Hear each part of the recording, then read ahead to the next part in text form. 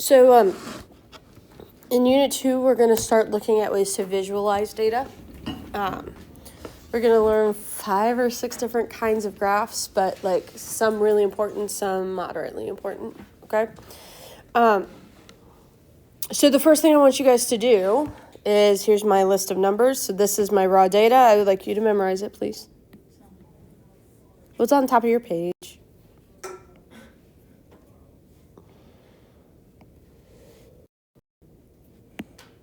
So go ahead. Just memorize that list of numbers.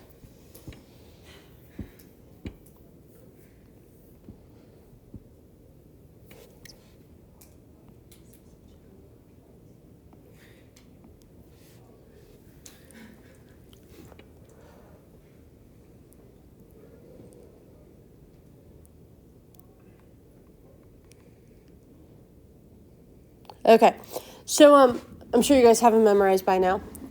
So, now, next, imagine this raw data set. Okay, we all sat down there at the beginning of the school day and asked each kid, every kid in Grandview Heights, what time they woke up this morning. Right? So, if between the 8 of us we asked everybody, we're looking at maybe 30 or 40 people per person, right? Wait, yeah, 30 to 40 times that we'd have to remember and make sense of. And if we had that list of times, how do you think that would go? Would we be able to make much sense out of our lists of times? Probably not with just a raw list, right? Okay. So Unit 2 and Unit 3 are all ways that we organize and analyze data to try to get not the big picture of everything, but the trends. So Unit 2 is going to focus specifically on using tables and graphs to visualize data. And then Unit 3, we'll talk about summary statistics. Okay, real quick, guys, everybody turn your paper over, turn your packet over, the last page is blank, and just write down whatever you remember of that list of numbers I just asked you to memorize.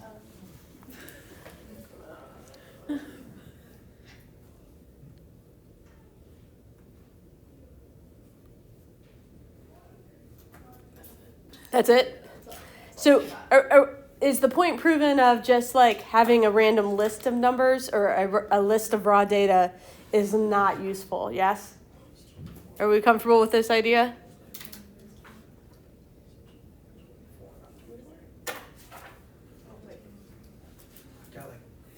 I've got like 40 inches of pie up. That's just like, so that pie competition like 5th grade. Okay. All right, so today is going to be relatively light, y'all. We're going to be focusing on just frequency tables, okay? All right, so for a frequency table, essentially what we do is we take our raw list and we break it up into what we call classes. Sometimes we call them bins, okay? And we break them up into these bins based on, all the bins are going to be the same width, okay? So to create our table, we're essentially going to say, first, we decide how many. So for this particular example, we want to use 3 classes, okay? What that basically means is we say, well, how wide is our data set? So, you guys, what's my highest number?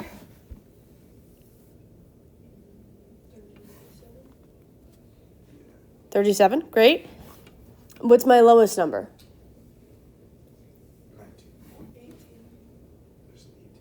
19. Okay, so to calculate our class width, what we're going to say is, all right, we have 37 minus 18 will tell us the width of our entire group. Okay, and if I want to split that into 3 even classes, what I'm going to do is divide that number by 3. So the bottom number is my number of classes. Okay, and then the top number is my max minus my min.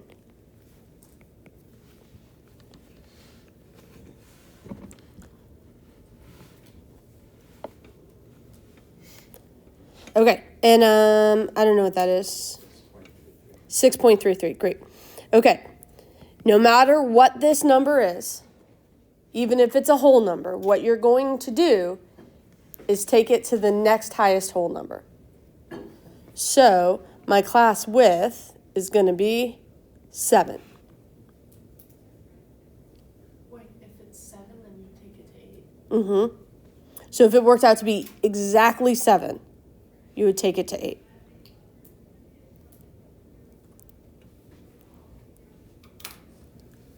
Okay. So my first class has to go from the 18 to something.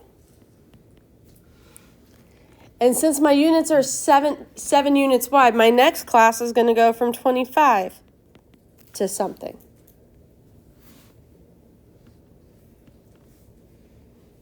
And then the next one will go from 32 to some number. So you kind of want to start with the left-hand endpoints of each class, okay? And then you say, well, if the next one starts at 25, this one's got to end at 24, because you don't want overlap between the classes.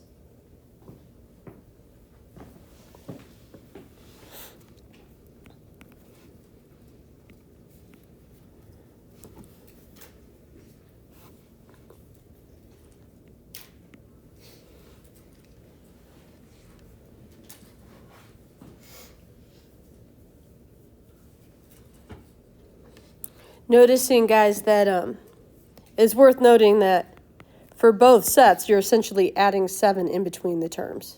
Yeah. Both sets of endpoints are going up by 7 every single time. Are we feeling good so far?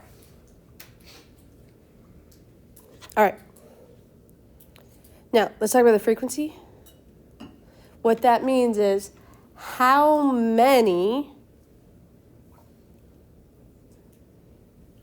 of our observations are between these two numbers? So how many observations are in between 18 to 24?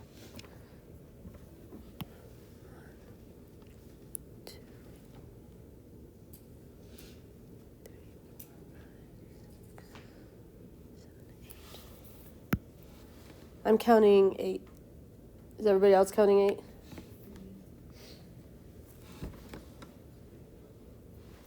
Does this make sense on how we're getting these? Okay, and then how many are between 25 and 31?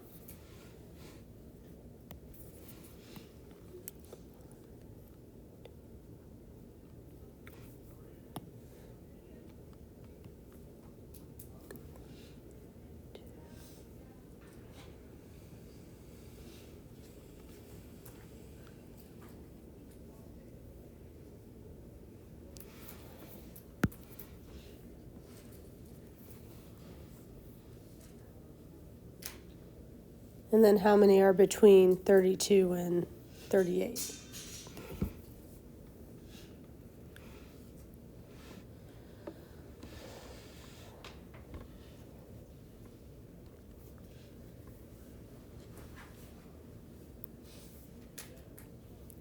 Good? And what's the total? 16. I highly recommend after you finish the frequency column, go back and count all of these up and make sure that your total matches. It's a really good way of making sure you didn't miss a number. Okay? And it is 16. So far, how are we feeling? All right. So since this first section or bin represents all the numbers between 18 and 24, sometimes it's nice for us to come up with just one number that describes the general trend of that bin. And so what we're going to do is find the midpoint between the boundaries of the class, okay? So for instance, if I want to find the midpoint for this first one, I might do 18 plus 24 over 2, which works out to be 21, okay? If you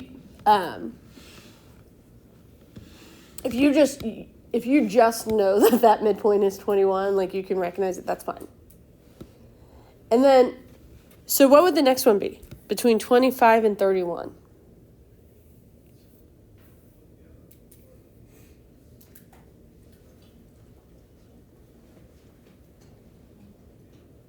Hmm?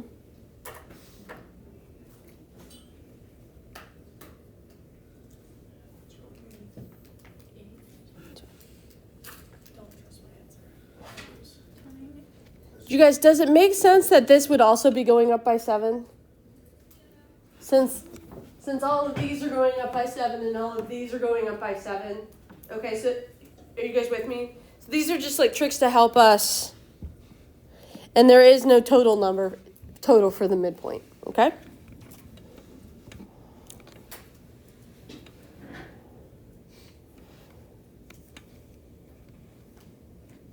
Feel good? Okay. Relative frequency is just saying, well, this 8 is actually really, it feels more useful when I think of it as 8 out of 16. Like, do you guys see what I'm saying? So relative frequency is the proportion, or if you changed it to percents, that would be fine. It's how the percentage of the time, or the proportion of the time that bin occurs. Okay? So we would do 8 out of 16. And I do want them in either decimals or percentages, okay? Because of what we're going to do with them tomorrow, you're going to want to just make that your habit, okay? So this one would be 5 out of 16. 4 out of 16 is 0.25. Which I think is 0.3125, but I sure would love, that makes sense. I think it is. It is.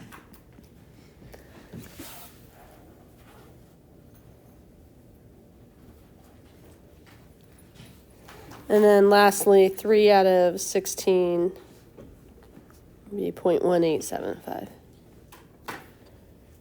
And guys, if I add together those relative frequencies, what should I get?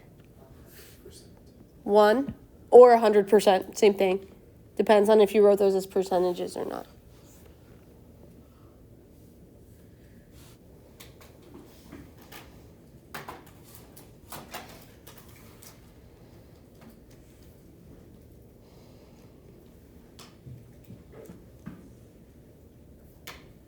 Okay, and then lastly, cumulative frequency basically means that it's that bin or lower. So for example, the cumulative frequency for the first class is always going to equal its frequency. Okay? So now when we go to do this one, essentially what we are looking at is how many observations were in this class or lower. So you're adding as you go. So this will be 13. It'll be the 8 from the previous class plus the 5 new ones.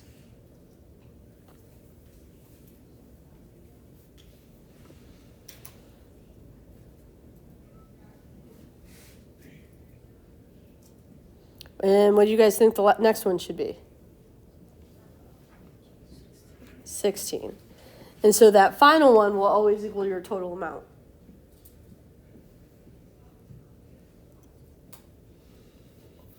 Is this feeling okay? Is there a total? I'm sorry? Is there a total? Well, hopefully it matches, right? Like that 6, you're really looking for this to equal Oh, this. you don't. Like there wouldn't necessarily be a total, like because what you're doing is adding as you go. Okay. This is that total. Okay. Everybody good? Okay, so I have one for you guys to try. But I thought we might do the class with together because this is like one of those weird ones, okay? So,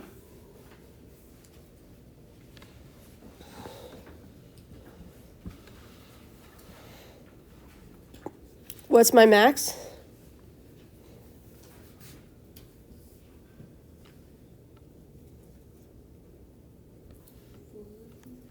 $45. What's my min?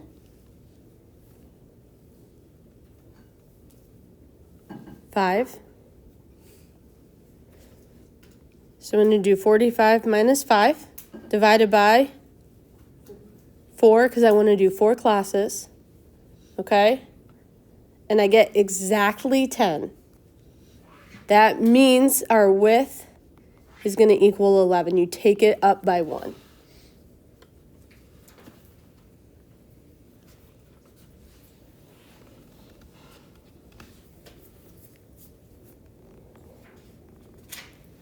So go ahead and write down the boundaries for each class. And then we'll check in.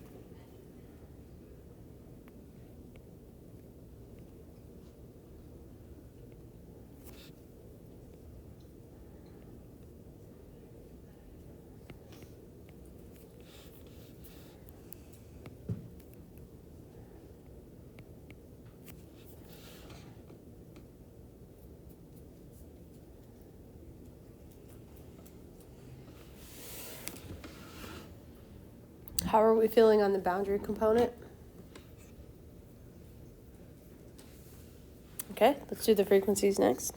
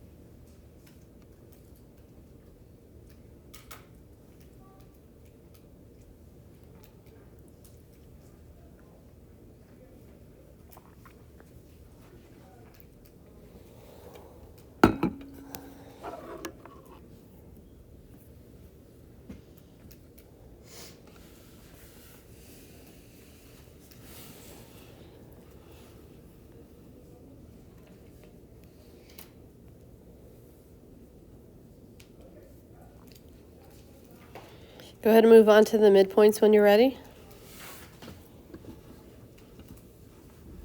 Kind of check as you're going up here.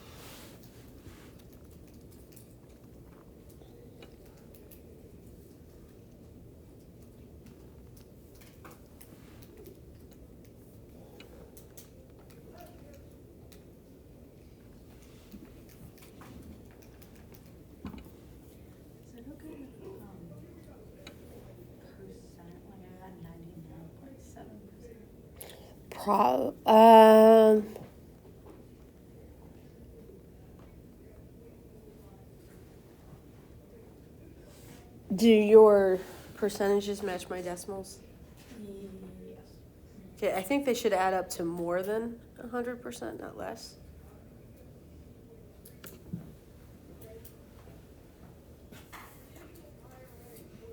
Okay, so 21.1 for that one. but these two were the same, right? Yeah. Yeah, I put it in my calculator the same, I just didn't write it down.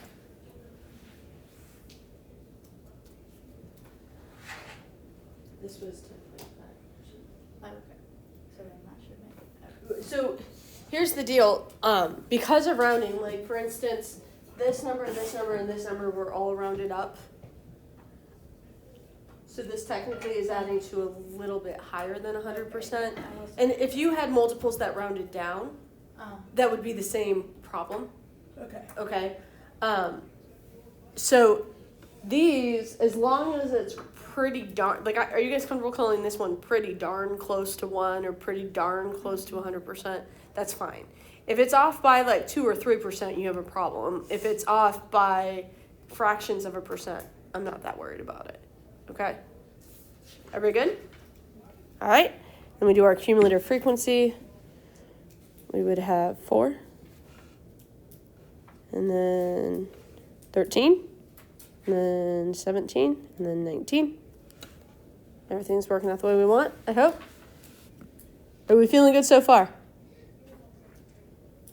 That's it for today.